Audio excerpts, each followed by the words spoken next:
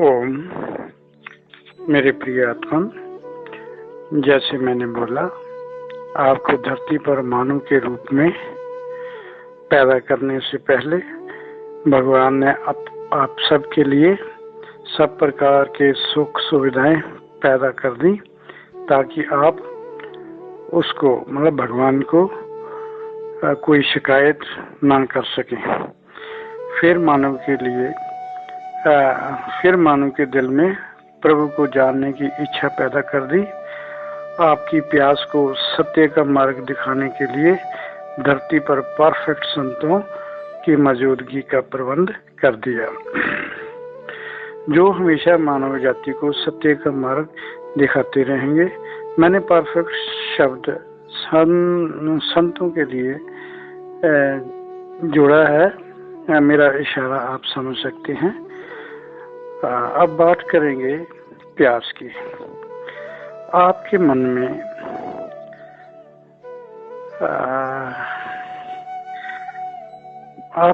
में प्रभु को जानने के लिए प्यास थी, तो ही आप इस सभा में मुझे सुनने के लिए आए। अब मैं अपने सतगुरु महाराज त्यागपुरी जी के साथ साथ अन्य पूर्व सतगुरुओं का भी आशीर्वाद चाहूंगा, ताकि आपके मन में प्रभु जानने की प्यास पूरी प्रगाढ़ कर सकूं। वाह,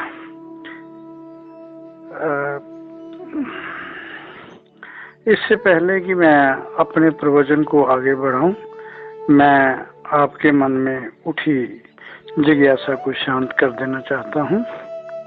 मैंने भगवान को पाने को नहीं बोला, जानने के लिए ही बार बार बोला, व आगे भी ऐसा ही बोलूंगा।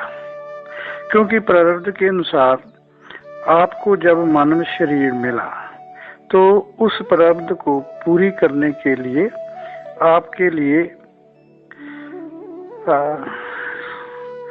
आपके शरीर का शक्ति स्रोत बनकर इसमें आपके शरीर में प्रभु विराजमान हो गया।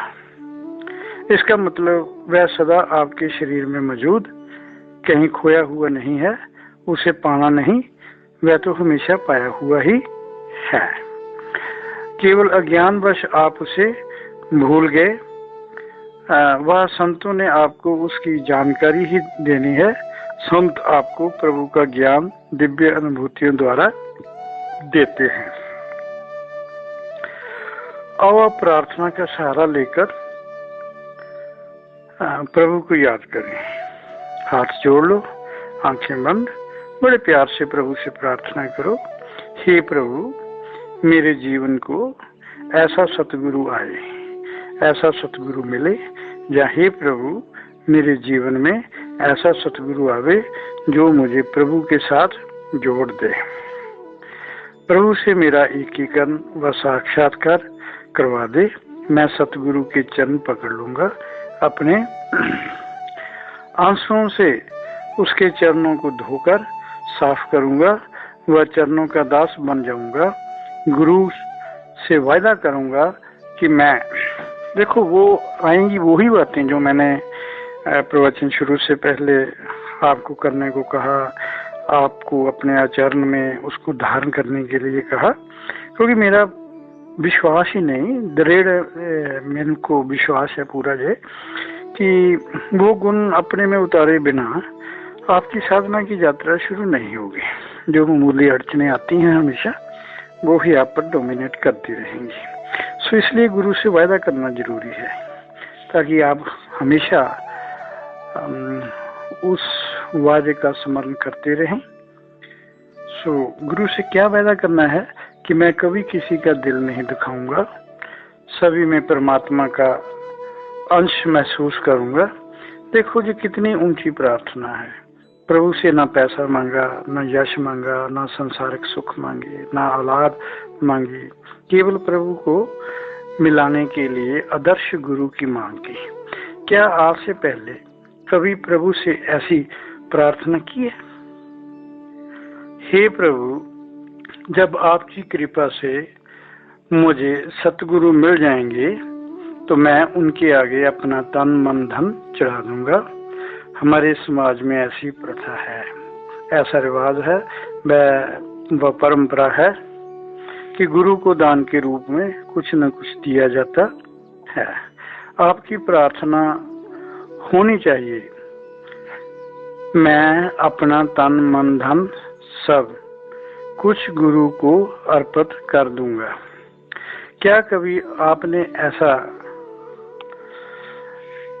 कभी चाहा? आप तो हमेशा प्रभु को रिश्वत देने की कोशिश करते हैं। प्रभु को पाने की प्यास बुझाने के लिए आप कहते हैं इतनी बार माथा टेकने आऊंगा, इतना पैसा चढ़ाऊंगा, या इतने कमरे बना दूंगा, इतनी कार सेवा कराऊंगा। इसके पीछे आपका कितना अहंकार छिपा होता है, आप इसे जान नहीं सकते। मैं चढ़ावा दूंगा, मैं कमरे बना दूंगा, मैं इतनी रकम दान दूंगा, ये क्या है? यही अहंकार है। जब आप प्रेम से और आंखों में आंसू भरकर प्रभु के आगे हाथ जोड़कर अपने प्राण चढ़ाने की बात करेंगे तो इसमें सब कुछ आ गया। कहने का भाव तन मन धन के साथ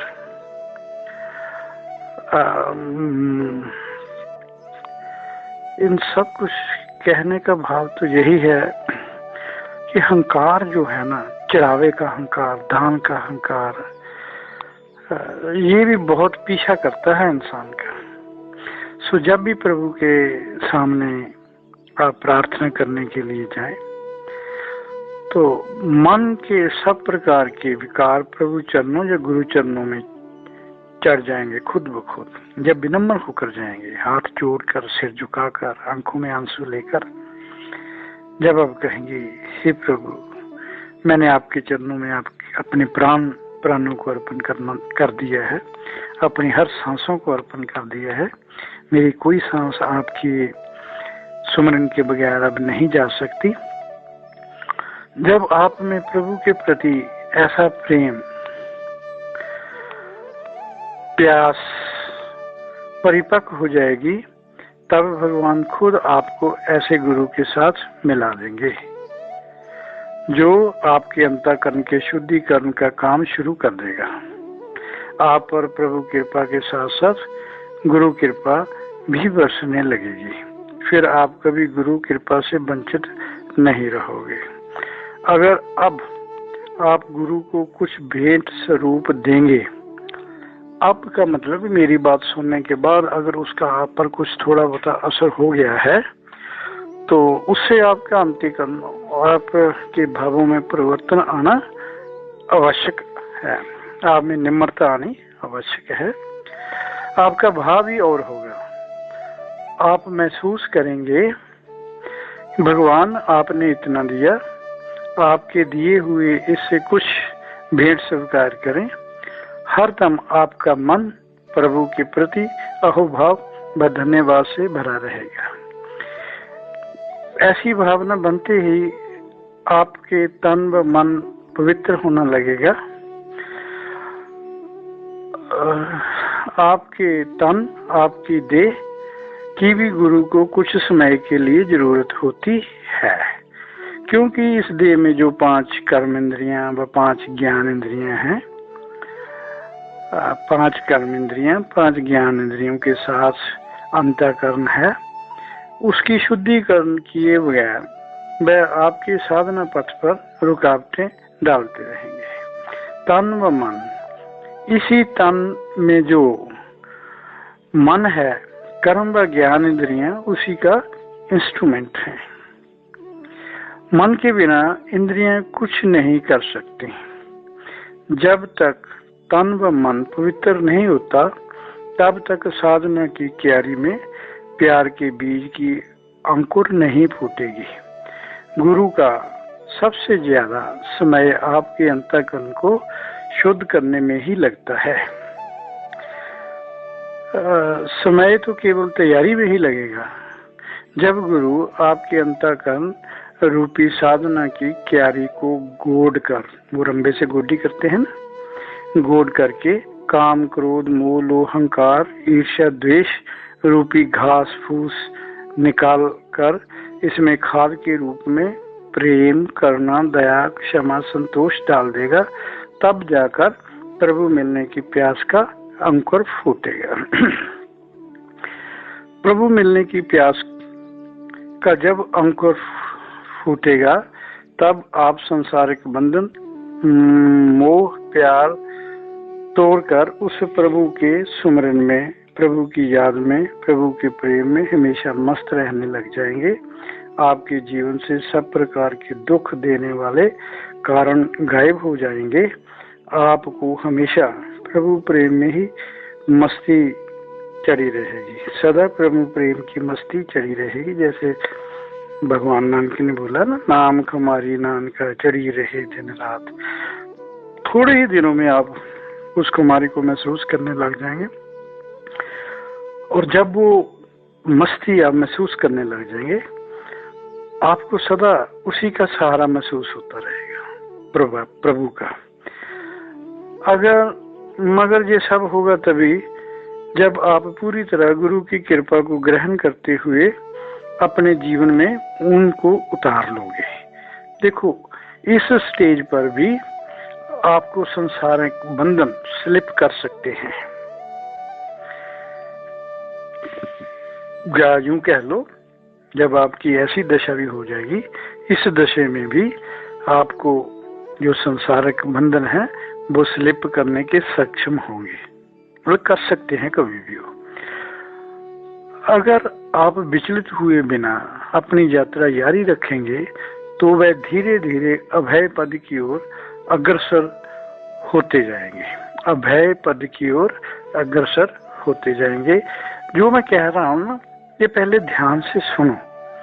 जैसे पहले मैंने आपके अध्यात्म महल की नींव खोदी है, अब मैं सरिया सीमेंट बजरी रेता के साथ उस नींव को भरने की कोशिश कर रहा हूँ। ये सब ना पहले 4-5 दिन जितने भी लेक्चर होंगे, ये सब आपकी तैयारी के लिए।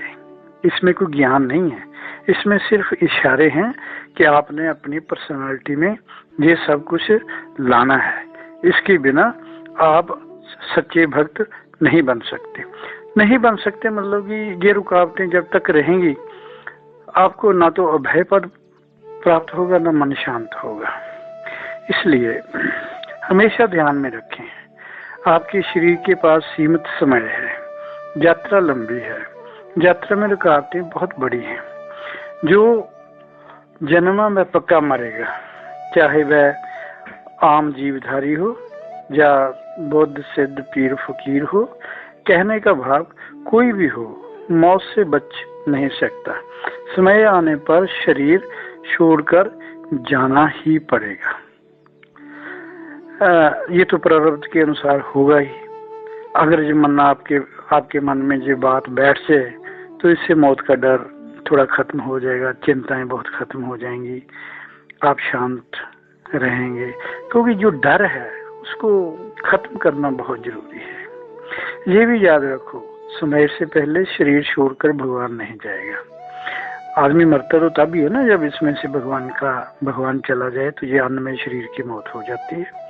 जितनी प्रारब्ध में जितना समय लिखा है, भगवान इसमें उतनी देर रहेंगे, उसके बाद 1 मिनट भी नहीं रहेंगे। इसलिए मौत का डर मन से निकाल दो। मरण जन्म के पार की लड़ाई गुरु के निर्देश पर जारी रखें। कभी इस लड़ाई को या अपने भक्ति की यात्रा में कभी आलस मत आने देना। हमेशा याद रखो, मुक्त कौन कर सकता है? केवल गुरु। मुक्त होने का रास्ता कौन सिखाएगा? केवल गुरु। कौन बंधनों व विकारों से मुक्त कर सकता है? केवल गुरु। कौन अंतःकरण को प्रभु के अखंड प्रेम में भर सकता है? केवल गुरु। इसलिए गुरु उपदेश को अपने आचरण में धारण करें। जहां हमने प्रार्थना की है, प्रभु हमारे जीवन में पूर्ण गुरु आए। भगवान की कृपा से ही आपका मिलाप पूर्ण गुरु से हो सकता है। भगवान की कृपा से पूर्ण गुरु मिल भी गया तो भी आपको होश पूर्वक उसके वचनों को अपने आचरण में परमानेंटली धारण करना पड़ेगा। गुरु आपको परमात्मा की जानकारी तभी देगा जब तक आप वाणी का सदुपयोग, जैसे मीठा बोलना, सत्य बोलना, छल कपट के बगैर बोलना, मन भी छल कपट के रहित हो, करने में सफल हो जाओगे जब आप अंतःकरण में अपनी वाणी को ठीक कर लोगे, क्योंकि गुरु की प्रतिष्ठा आपके साथ जुड़ी होगी। आपके आचरण से ही लोग कहेंगे ये उस संत का शिष्य है। जिस बात को मैं बार बार दोहराऊं उस पर आप विशेष ध्यान दें। बार बार एक ही बात को रिपीट करने का जरूर कोई ना कोई मकसद होता है। बार बार रिपीट कर रहा हूं कि गुरु के वचन, जो भी गुरु आपको दिशा निर्देश देता है, अगर आप उसको अपने आचरण में नहीं उतारेंगे, गुरु काफी देर तक आपकी प्रतीक्षा करता है। ऐसे ही नहीं कि एक दो उसने टेस्ट लिए और आपको छोड़ देगा। गुरु ऐसे नहीं करते। उनको मालूम है कि एक गृहस्थ में रहने वाले व्यक्ति के लिए परम भक्त बनना कितना मुश्किल है। गुरु तो बहुत देर तक, पर उनको अपनी भी थोड़ी है भी मेरी प्रतिष्ठा पर इसके आचरण से दाग ना लगे। इस करके जो भी मैं बोलता हूँ तकरीबन उस बात को मैं बार बार बोलता हूँ जो आपके आचरण का हिस्सा बन जानी चाहिए। गुरु क्या करता है? केवल प्रवचन देता है? नहीं। क्या केवल गुरु मंत्र देता है? नहीं। यही तो बात आपकी समझ में आती नहीं। गुरु अपनी दिव्य ऊर्जा से आपसे पहले आपको सत्य जानने की क्षमता देता है ताकि आपसे संसारक बंधनों को तोड़ने के काबिल बना सके। अपनी दिव्य ऊर्जा से, दिव्य एनर्जी से आपकी सोच में थोड़ा परिवर्तन लाता है। आपको समझ आने लगती है कि ये संसार के बंधन हमेशा नहीं रहेंगे। जब परमात्मा ने तोड़ने चाहे तो एक झटके से सब बंधन तोड़ देगा। क्यों ना इससे पहले मैं खुद ही इन बंधनों को तोड़कर मुक्त होने का रास्ता साफ कर दूं। यही गुरु करता है। पहले संसार के बंधन तोड़ना कोई छोटी बात नहीं होती। सब प्रकार के अंधविश्वासों से मुक्त करता है गुरु। ये भी कोई छोटी बात नहीं। जब भी विपरीत स्थिति आती है और फिर से वो सिर घुमाने वाले बाबू के पास चले जाते हो। गुरु के दिशा निर्देश को भूल जाते हो। कैसे?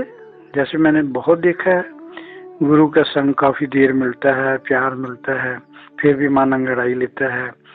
मैंने ये कर्म कांड करने के लिए मन में एक संकल्प लिया था, अगर ना करूंगा तो पता नहीं क्या होगा।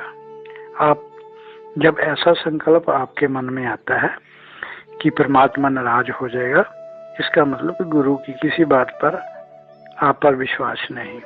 परमात्मा कभी नाराज हो ही नहीं सकता। जैसे कोई भी काम कर लो, वह तो अपनी एनर्जी आपको देगा, आपसे कभी नाराज नहीं होगा। इस पर डिटेल में बात तो बाद में होगी, क्योंकि अभी तो आपकी सिर्फ नींव भर रहा हूँ। नींव भी ऐसी भरने की कोशिश करूंगा कि जिस पर किसी भूचाल का भी असर ना हो। संसार की परिस्थितियां तो छोटी बात है ना, वो तो कभी सुख, कभी दुख, कभी पड़ोसियों से मित्रता, कभी पड़ोसियों से लड़ाई। ये तो आपके सराउंडिंग का जो वातावरण है, ये तो ऐसे चलता ही रहेगा। इसको फेस करने के लिए, इसको अपने अनुकूल ढालने के लिए आप अपने में परिवर्तन करें। दूसरे आपसे अच्छा करेंगे इसकी उम्मीद कम ही करें। जब आपके संसारक बंधन टूट जाएंगे, टूटने तो इतने सौखे नहीं, या यूं कह लो कि जब ये संसार के बंधनों के कारण आप चिंता कम करने लग जाएंगे, फिर आपको अपने साथ जोड़ लेता है गुरु। इससे पहले आपको अपने साथ पूरी तरह नहीं जोड़ता, ये मैं स्पष्ट बात कर देता हूँ। इससे पहले तो सिर्फ चरण स्पर्श, आशीर्वाद देना या प्रसाद देना, यहाँ तक ही सीमित रहता है। जब गुरु ये महसूस करता है कि अब इसके संसारिक बंधन टूटने के कगार पर हैं, तो फिर गुरु भावनात्मक तौर से आपको अपने साथ जोड़ लेता है। फिर आप भगवान के प्रेम में कम, गुरु के प्रेम में ज्यादा आंसू बहाने लग जाते हैं।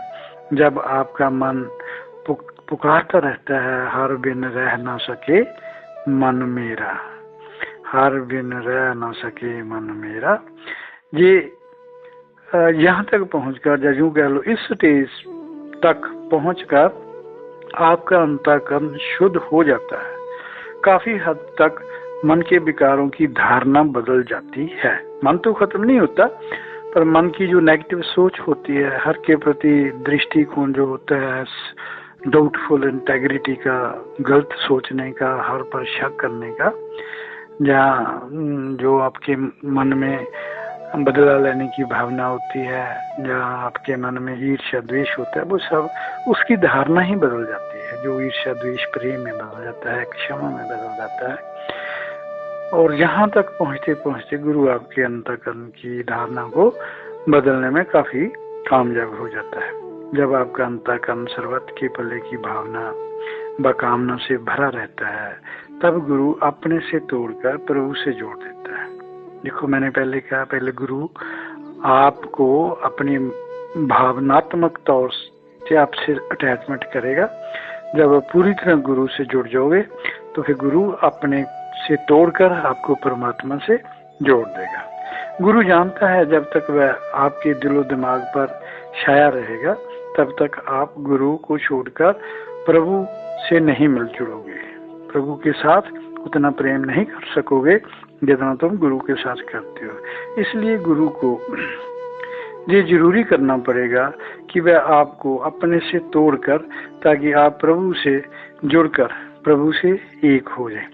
जब गुरु ऐसा करता है या ऐसा करने की कोशिश करता है, तो बहुत से शिष्य या बहुत से भक्त गुरु से नाराज होकर वहां से चले जाते हैं। देखो ना, उसने जो भी किया आपके भले के लिए किया। स्टेज आ गई थी कि गुरु अपने से तोड़े और प्रभु से जोड़े। अपने से अगर ना तोड़ता तो प्रभु से कैसे आपका एकीकरण होता। आपके तो सामने हमेशा प्रभु का चेहरा रहना था। जब आप ध्यान लगाते, प्रभु के सिमरन के लिए आप बैठते, तो आपके सामने तो गुरु का चेहरा ही बना रहना है। गुरु का प्रेम ही आपके रोम रोम में बसा रहना था। तो भगवान से कैसे जुड़ते? तो इसलिए आपको अपने से तोड़ना गुरु के लिए बहुत जरूरी होता है। ये मैं स्पष्ट इशारे इसलिए कर रहा हूँ कि हो सकता है आप द्वैत में पहुंचकर, जब कैवल्य की स्टेज के पहुंचने पर, जहाँ पहुंचने के किनारे पर खड़े हों, तब जब गुरु आपको धक्का देगा, तब आप पीछे मुड़ के देखेंगे या नहीं देखेंगे, या ऐसे सोचेंगे गुरु ने तो मेरे को मारने की कोशिश की, गुरु ने तो मेरे को धोखा दे दिया। ठीक है, ये स्पष्ट इशारे हैं, मैं गुप्त नहीं रखना चाहता। जैसे कई संत हर चीज गुप्त रखते हैं, बहुत बार टेस्ट लेते हैं। मैं क्लियर पे ऐसा टेस्ट आपका होगा। आपको जाना है तो जाओ, रहना हो तो रहो। ये टेस्टों को पार आपको करना ही पड़ेगा। कभी गुरु की कठोरता, कभी गुरु की नम्रता आपको सहनी ही पड़ेगी। महागुरु के रूप में प्रभु आपके शरीर के भीतर सदा विराजमान है, ऐसा दृढ़ निश्चय कर लो। गुरु नाराज अगर हो भी गया या किसी कारणवश गुरु ने आपको छोड़ भी दिया, तो महागुरु तो आपके अंदर हमेशा विराजमान है। परमात्मा के मिलन की प्यास जिसमें है, वह भी आपके भीतर मौजूद है। देखो कितनी अच्छी बात और सिंपल तरीके से। महागुरु परमात्मा भी आपके इस शरीर में, और जिसको परमात्मा से मिलना है वो भी इस शरीर में। इसलिए ये जो जितना प्रवचन अब चलेगा, इसकी श्रृंखला महाराज के उस भजन पर ही आधारित रहेगी। सच्चिदानंद तू नित्य निर्द्वंद तू जीव माना, बन गया देह का तू दीवाना। जब यह मैंगरू वाला तो सतगुरु भगवान के मुखारबिंद से वेदांत जिसमें भरा पड़ा है, उनके हर शब्द में वेदांत ही होगा। इससे नीचे की बात तो वहां होती नहीं। तो जरूर सुना करिए उनके मुखारबिंद से, मजा आएगा। अब तो और भी मजा आएगा। देखो मैंने बोला गुरु महा गुरु के रूप में आपके अंदर, जिसने गुरु को मिलना है, गुरु से एक होना है, वह जीव भी आपके अंदर मौजूद, और इस शरीर के बाद गुरु भी आपके पास, आपके सामने। आराम से अब पीठ के बल लेट जाओ, शांत व मौन। पहले परमात्मा मिलने में बाधाएं, मुश्किलें या जो हम में त्रुटियां हैं उन्हें ढूंढेंगे, फिर उनकी कमियों को दूर करने की कोशिश करेंगे। जीवित गुरु आपकी सहायता के लिए मौजूद, शव की तरह लेटे लेटे जो मैं बोलूं या जो मैं प्रश्न करूं वैसे ही प्रश्न अपने मन में अपने आप से पूछिए। ये आपकी सफाई, ये कोई मेडिटेशन नहीं है, पर मैं चाहता हूं इसके बिना सीधा अगर आपको मेडिटेशन करवानी शुरू कर दूं तो शायद उसका रिजल्ट बहुत देर बाद आएगा। पहले मैं जैसा कहता हूं वैसा महसूस करो, कुछ करने की जरूरत नहीं। आपका शरीर पूरी तरह रिलैक्स होना चाहिए, मन शांत होना चाहिए और किसी तरह का शरीर को कष्ट नहीं होना चाहिए। मन से पूछो, आज तक धर्म स्थानों में जाकर मैं क्या मांगता रहा। इसकी एलेबोरेशन या इसमें डिटेल से जो भी है वो तो बाद में बात करेंगे। अब सिर्फ आप अपने मन से, जैसे मैं कहता हूँ, मैं बहुत धीरे बोलने की कोशिश करूंगा, जैसे मैं कहता हूँ वैसे ही अपने मन से पूछिए, क्या आज तक धर्म स्थानों में जाकर मैं क्या मांगता रहा। जो मांगता रहा क्या वह नाशवान था। जो मांगता रहा क्या उससे मुझे पूर्ण आनंद मिला।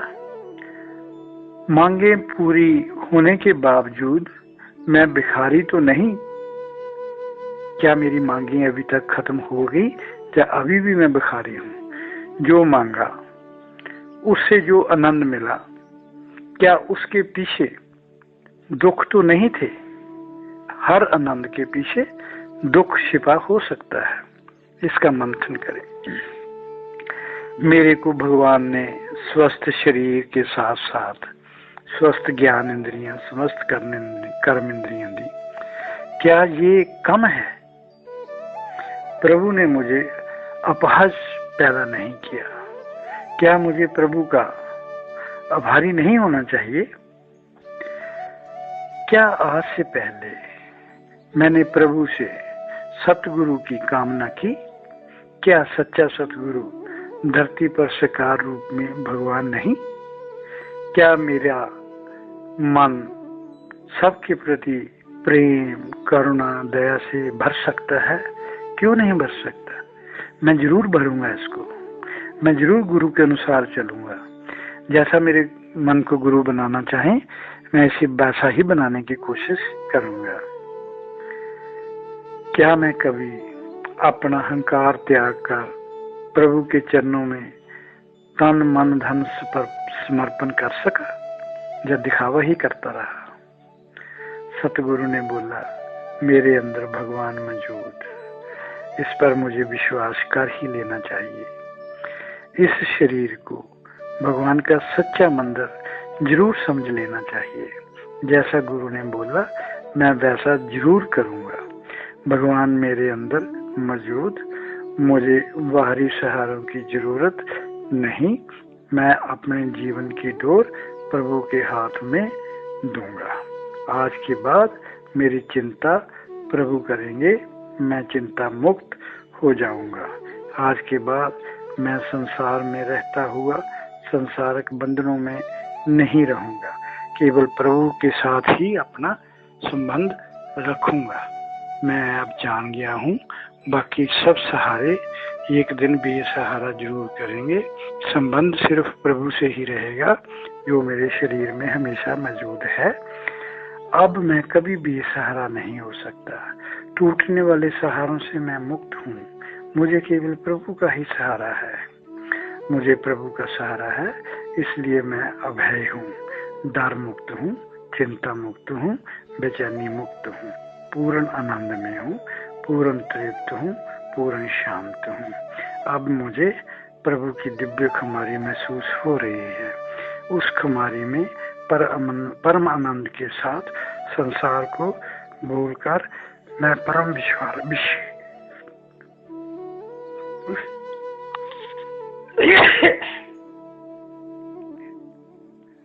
अब मुझे प्रभु की दिव्य खुमारी महसूस हो रही है।